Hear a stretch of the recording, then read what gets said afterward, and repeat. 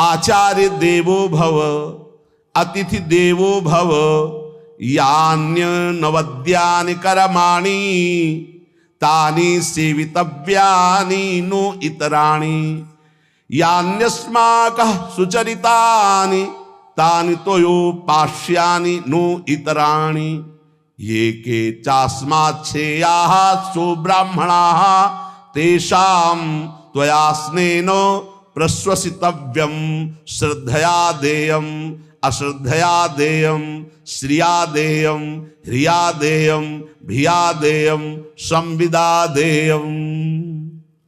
वेद कहता है मातृदेवो भव, माता साक्षात हमारी भगवान है। देव हरि को कहते हैं, केशव देव जैसे कहा हरि को कहते हैं, गोविंद देव।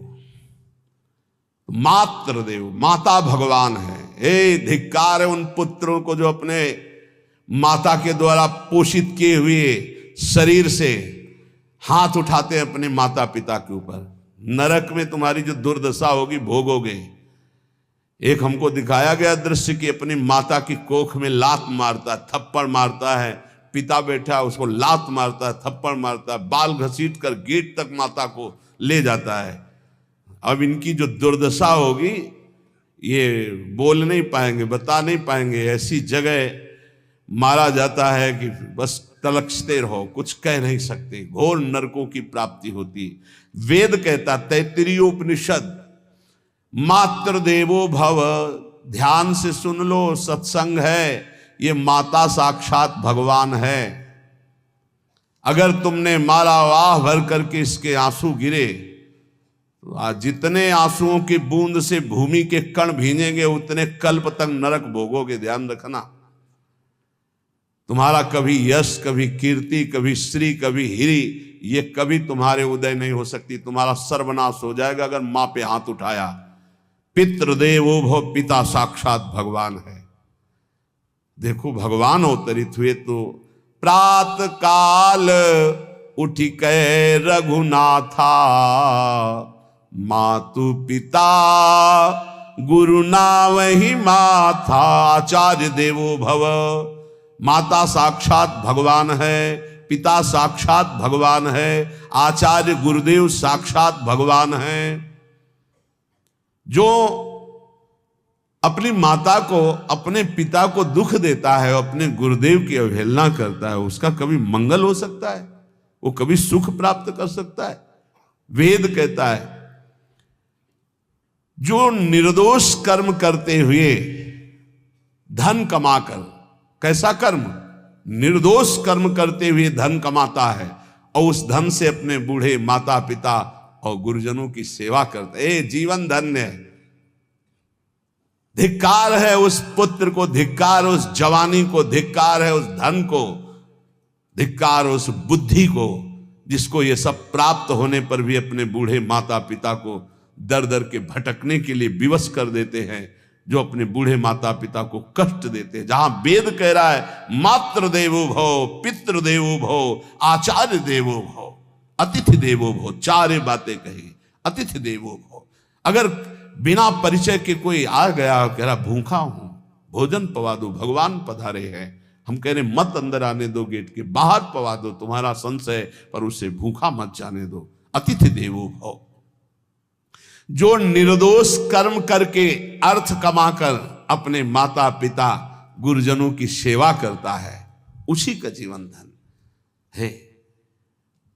पशुवत आचरण, मनुष्य शरीर प्राप्त करके राक्षस आचरण, राक्षसों की यही पहचान होती है। मां नहीं मातु, पिता नहीं देवा, साधुन ते करवा वही सेवा।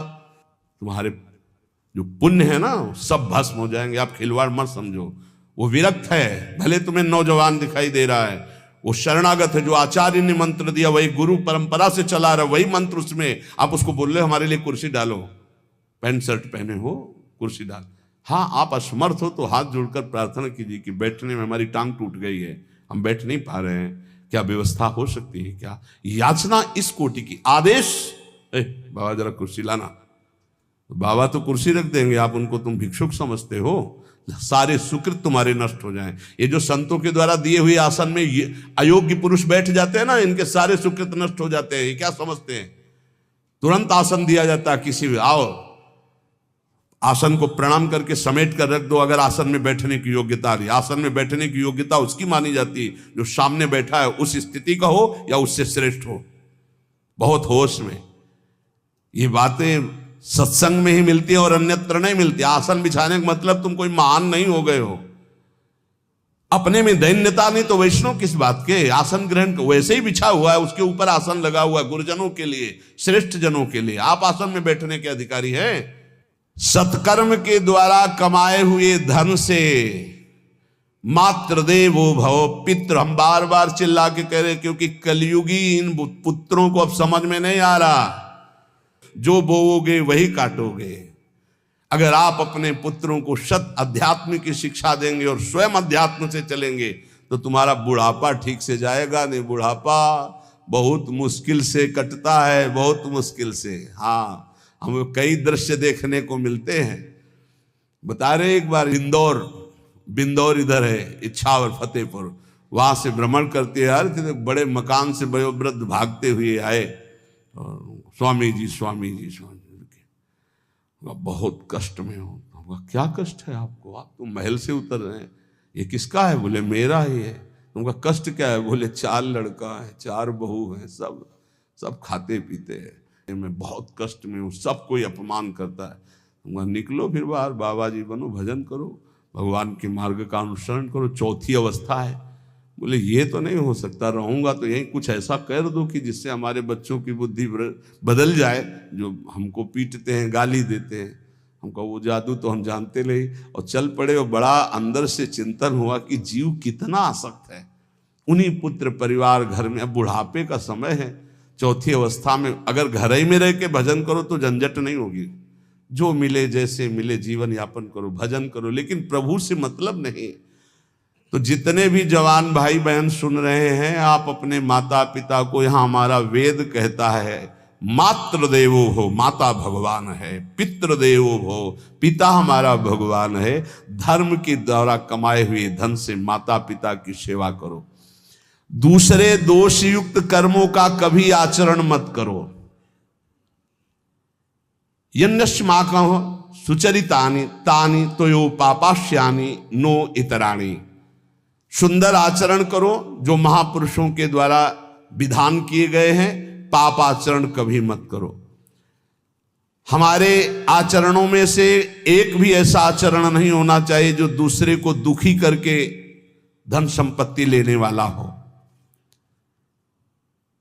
वेद कहता है पापाचरण किया और आपको गड्डी पकड़ा दी, आप निर्दोष को दंड दे दिए और दोषी को धन के कारण मुक्त कर दिए। अब आपके परिवार में जो तांडव मचेगा वो झेल नहीं पाओगे, चाहे कोई भी हो।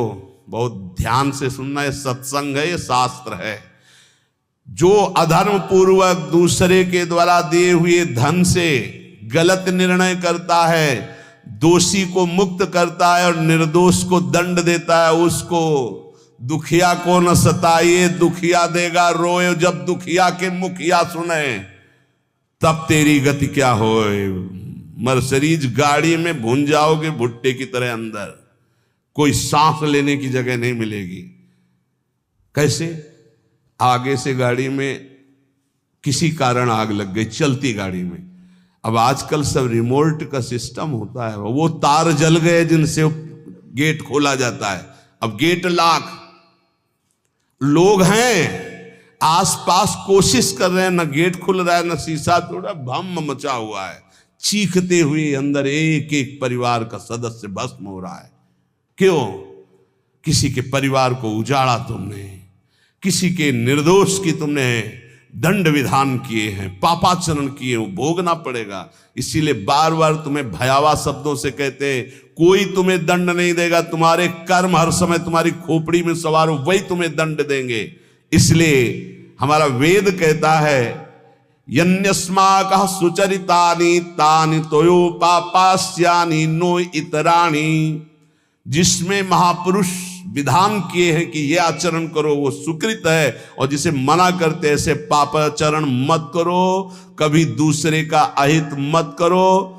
जो कोई भी हमसे श्रेष्ठ गुरुजन है उनका आदर करो, उनको आसन दो, उनको विविध पदार्थों से सुख पहुंचाओ, विश्राम कर लेने के बाद वार्ता करो। श्रद्धा पूर्वक माता पिता गुरुजन अतिथि इनकी सेवा करना परम धर्म है। अश्रद्धा पूर्वक इनको कभी मत बर्ताव करो। बोलना, भोजन ले, बूढ़े जनों को ऐसे देखा है, ऐसे बड़ा कर लो, तुम्हारी भी बुढ़ापा आएगी, पता नहीं आ पाएगी कि नहीं आ पाएगी। अगर आएगी तो बहुत बढ़िया आएगी, तुम्हें ऐसे सताएगी कि आप देख लेना। बहुत हमारा हृदय इस बात से पीड़ित हो जाता है कि मां के प्रति ऐसा बर्ताव, जिस मां ने इतना पिता की क्षमता से हजारों गुना बढ़कर माता का प्यार होता है। ऐसे माता को, ऐसे पिता को हमें तो लगता है रोज चरण धो के पीना चाहिए। भगवान साक्षात इनमें विराजमान है। भगवान सच्ची कहता हूं, जो अपने माता पिता को त्रास देते भगवान भी रक्षा नहीं करेंगे। कोई दान पुण्य तुम्हारा काम नहीं आएगा, क्योंकि ऐसे महामहिम पूज्य माता पिता के प्रति आप ऐसा देखो, प्रार्थना करते चाहे गाली बकने